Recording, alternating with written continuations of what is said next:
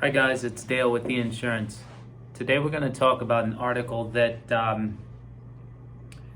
applies to every driver, and hopefully it's certainly helpful. It's something that I actually incorporate into my driving all the time, and it actually works.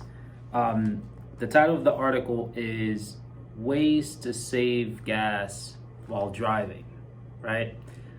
Seems simple, but a lot of people don't. I mean, it takes practice and consistency for it to be in the front of your mind.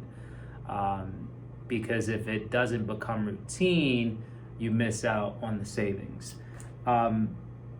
So obviously gas prices fluctuate all the time. As people start to make their way back to offices from working at home, gas savings will become increasingly important, right? And obviously nowadays you could certainly go electric, right? It's way more feasible, given that the market has produced a ton of environment-friendly, reasonably priced options. Whereas in the past, if someone said, hey, I'm going to buy an electric vehicle, you automatically thought of a Tesla, which is quite expensive, right? But short of going electric, for those people such as myself that still operate kind of gas-powered vehicles, there are still things that we can do, right?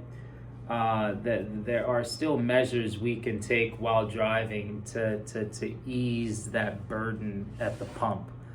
A lot of the tips revolve around simply not driving as aggressively, right? So not pushing your car to its limits. For example, driving a bit slower, right? The more you accelerate, the faster you accelerate, the more gas and fuel it takes to push that car, right? And something that most people actually don't use is cruise control. That can help, using cruise control at a moderate pace, or obviously on the highway. But at a moderate speed can help you with your gas consumption, right? Another good example is this probably applies to older vehicles a bit more.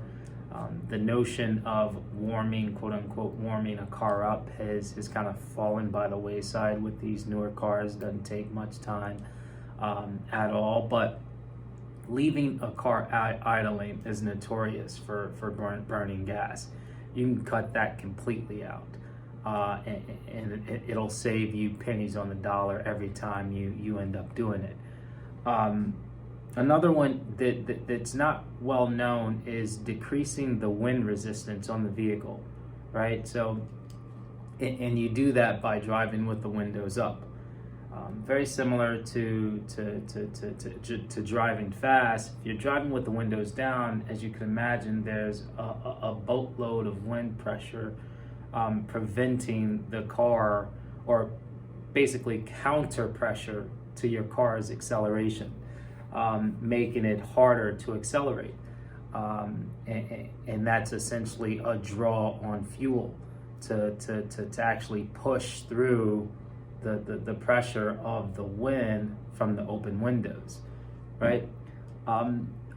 Other tips revolve around basically driving more efficiently, right? So that includes things like not abruptly braking, right? Braking a bit more softly, accelerating at a nice smooth pace, right? Not so much of a jerky transition from stopping to starting and things like that.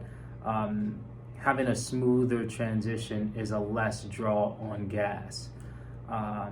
So all of those tips, and I'm with you, all of those tips, perhaps one used individually may not move the needle, right? But if you can incorporate all of them into your daily driving, you'd be surprised at how much kind of saving a couple dollars every time you take out your car can add up, right? So thanks for stopping by, guys. Hopefully this was helpful. We'll chat with you next week.